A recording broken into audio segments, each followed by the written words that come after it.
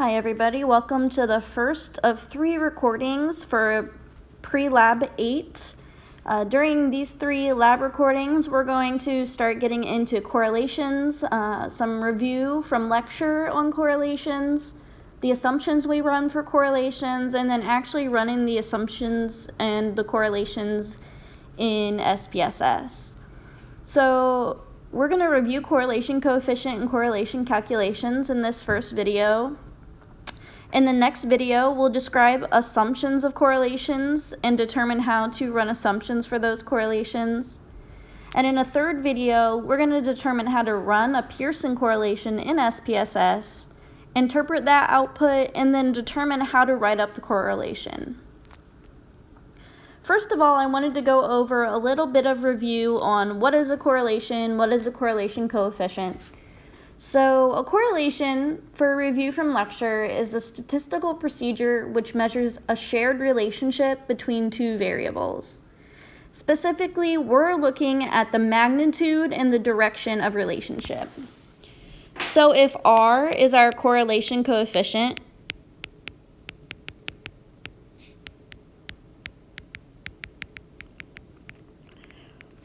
we're looking at a number between -1 and 1. It's never going to be below or above -1 and 1. And we're looking at the magnitude of that relationship, or the size of the relationship, as well as the direction of the relationship.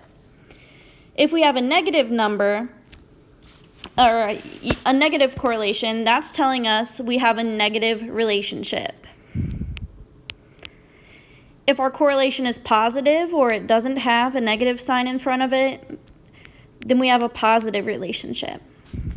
Where magnitude comes in is looking at this chart that is provided and will be provided on your exams.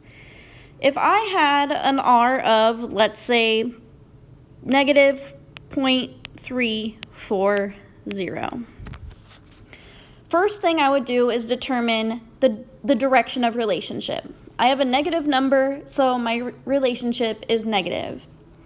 Then I will take this number and compare it to my adjectives chart, and I can see that my correlation coefficient is in between 0.30 and 0.49, which gives me a moderate relationship. So for a correlation coefficient of -0.340, I would describe that coefficient as showing a negative moderate relationship between the 2 variables. For practicing a little bit of hand calculations, we have this big, ugly formula, but luckily, you'll notice that a lot of the pieces of the formula are things that are very familiar, such as our n. We also have the sum of x and y.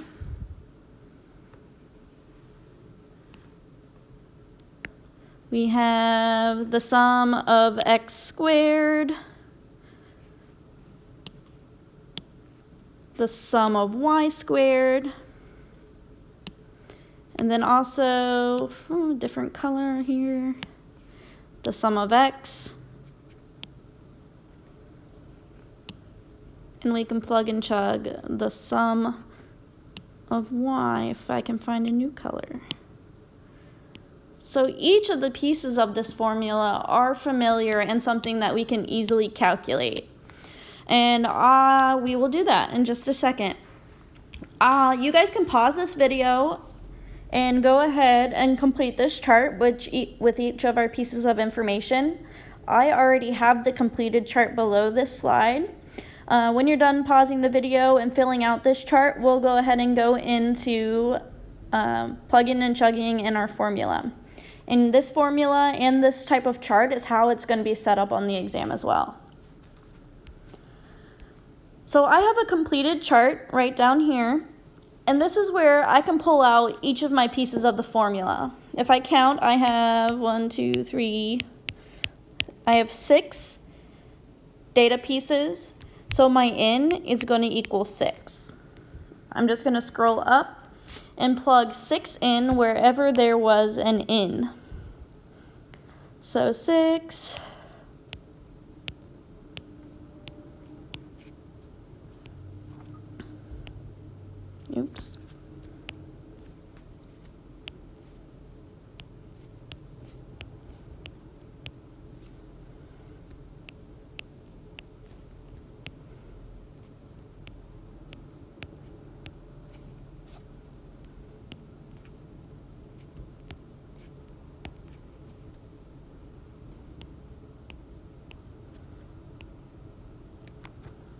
So I've plugged in my 6 wherever I see the n.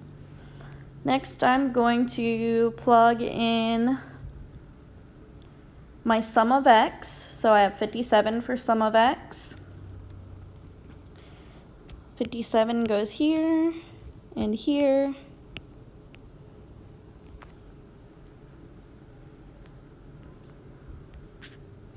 My sum of y is 15.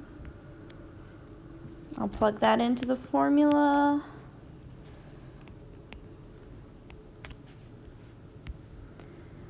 My x squared and sum of x squared is 579. So I have sum of x squared right here. Sum of y squared is 47.